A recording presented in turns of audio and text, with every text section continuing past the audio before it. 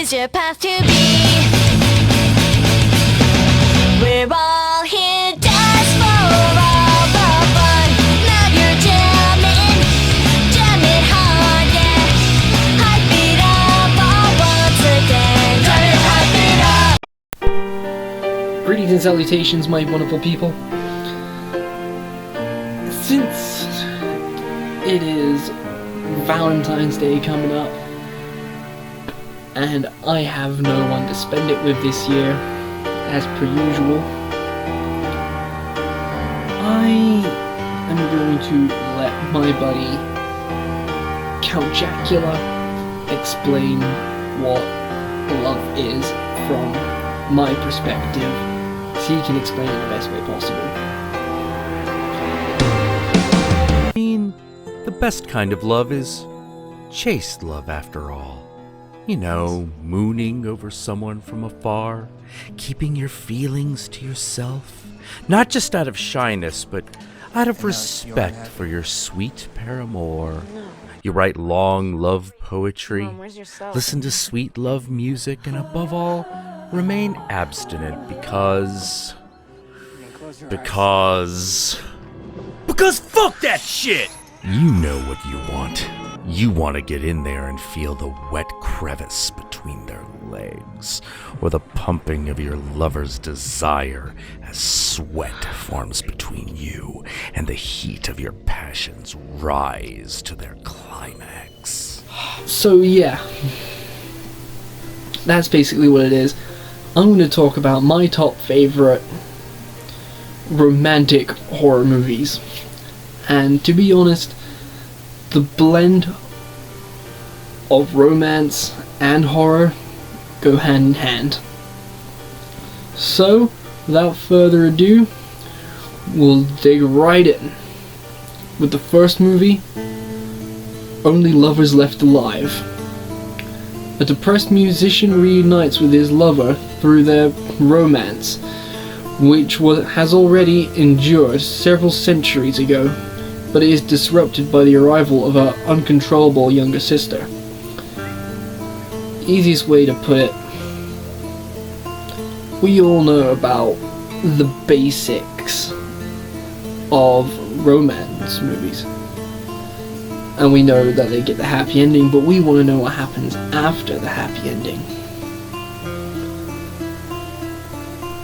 And it's a great simple movie. Like, you just simply watch it. It's a pure eye-opener.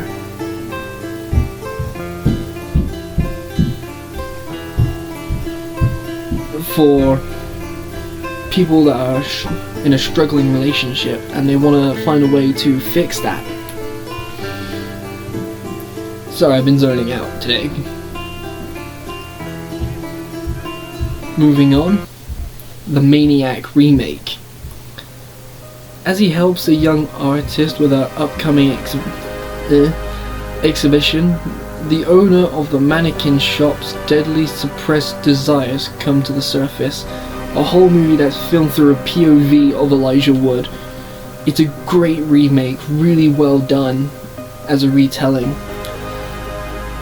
And you can tell through Elijah Wood's expressions that he is truly a misunderstood character. Like, he can't get along with anyone, he suffers from certain anxieties, he doesn't know how to handle relationships that well. And the ending, I gotta say, is really sad without giving it away too much. But I would definitely recommend you guys would check it out if you're a hopeless romantic like myself. Moving on. This movie is kind of, not since The Little Mermaid has humanity found an odd obsession with mermaids. And that's why I like to bring to you H.P. Lovecraft's Dagon.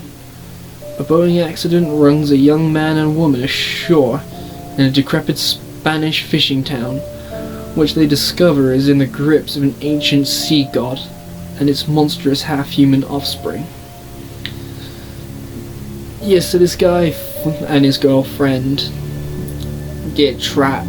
Well, the guy finds love with a mermaid, and it seems to be going well, but some Alabama stuff is revealed, and also turns out that he's part fish, and the girl he's banging is not only his sister, but she's also part squid.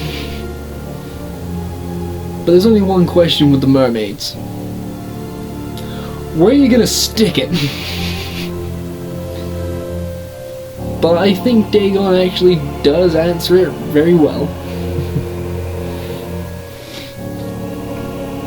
Moving forward,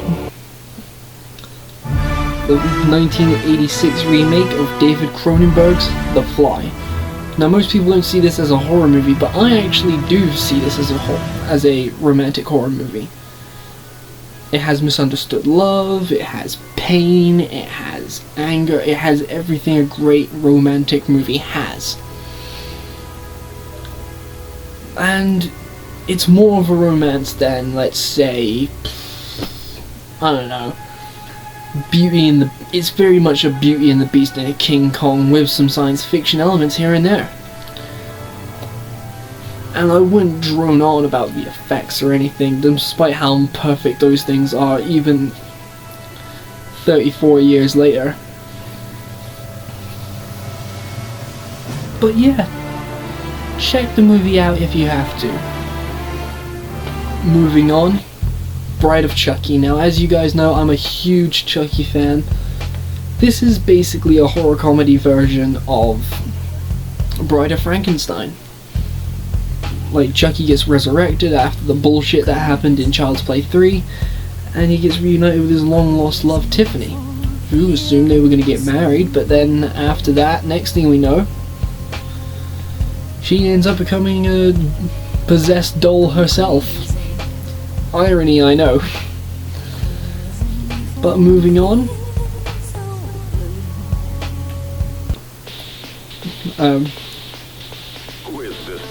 easy premises of this movie. Return of the Living Dead Part 3. Guy falls in love with girl. Girl falls in love with guy. Girl wants to break into government facility. Accident happens. Guy breaks back into facility with dead girl. Girl comes back as a zombie, but she's half human, half zombie.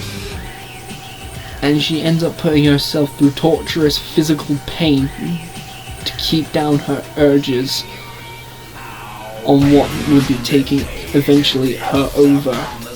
And let's be honest, does Julie here look like she could actually use a Valentine? Moving on, we all know that humanity falls in love with legends, but what if the legend falls in love with you? Enter Helen, your basic college student college/university student who's studying urban legends but come across as the Candyman. And he's just someone that is looking to be his victim. Victim, Valentine. It's the heart that counts. Except this heart is covered in bees. A lot and lots of bees. Moving on. Near Dark. What? Get that shitty poster out of here for tricking twitards into watching a romantic movie. Into some shitty gothic romance, like edgy teenage girl's fantasy.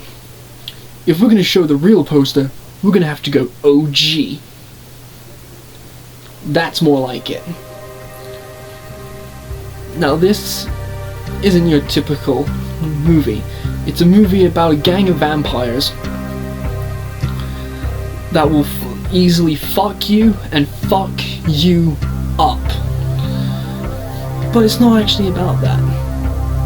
But despite the fact it's got half the cast from Aliens, which is very ironic because they literally moved after filming Aliens. They moved from the set of Aliens straight to the set of this, and the person that was directing this was the future wife of James Cameron. So there was a bit of romance going between the directors as well. But there's two vampires in particular that I want to talk about. One of them, played by Lance Hendrickson.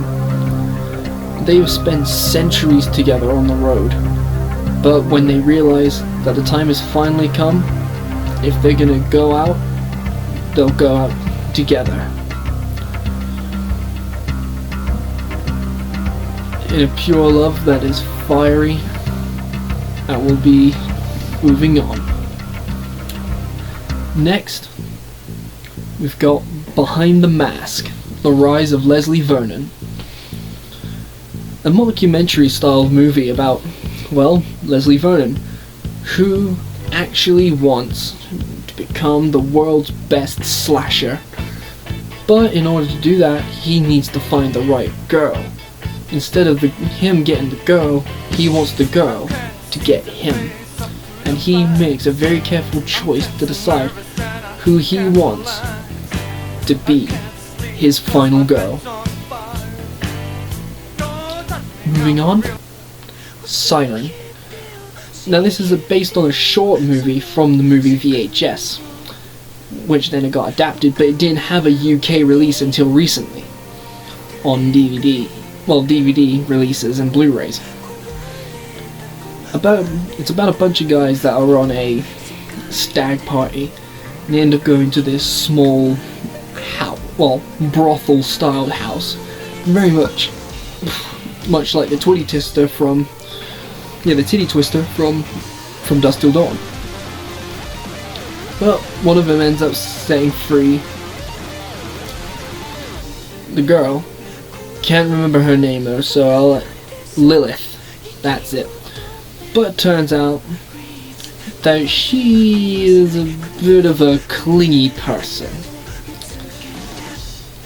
But with those big wide eyes, how can you not fall in love with that? But also you can see how bad she feels when she gets rejected. And also, it's kind of a sad story if you ask me. Next, Bride of Frankenstein. I had to add this movie. It's a classic. Obviously everyone's seen it. Frankenstein's monster decides to carry on living. It gets very lonely, so Dr. Frankenstein decides to build him a friend or a lifetime companion with. After doing some dark things in graveyards and such, as Dr. Frankenstein does, Frankenstein's monster sees the unethical playing God side of the experiment and decides that they cannot be together forever. The next movie we have is very similar to Near Dark, and it's the classic tale of Bram Stoker's Dracula, very much based on the book. It's about a man searching a foreign country for that ass. And what is it that makes a pure romantic horror movie? Wolf fucking, baby eating, and government talks about syphilis. That's all I can say about Bram Stoker's Dracula. You guys have to see it to believe it, trust me. Moving on. Now before I get to this movie, this is my all-time favorite, my go-to romantic horror movie. And without further or wasting any time, like I've nearly spent the past 15 minutes doing, this movie is The Crow. Based on the same comic book by James O'Barr, the story is very basic. A guy and a girl, Eric Draven and Shelley Webster, were about to get married on Halloween. But the couple ends up being attacked by a gang of thugs, and they both die. But 1 year later, Eric comes back as the Crow, and he's on a vengeful path to take down everyone that has made this warpath. And not only the fact that the actor of Eric Draven, Brandon Lee, tragically died on set.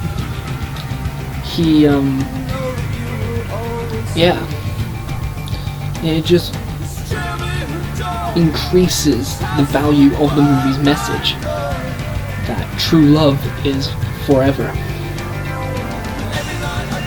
And I definitely would recommend you guys go see The Crow. But yeah, that's all I can say. Those were my top favorite romantic horror movies. If you guys want to check any of them out, definitely do that. I've been Bloody Jack. This has been my top favorite romantic horror movies. Like, comment, subscribe, share on your social medias if you have to. Doesn't matter. Check these movies out if you want. Not much I can really say, other than keep it real, and have an awesome Valentine's Day.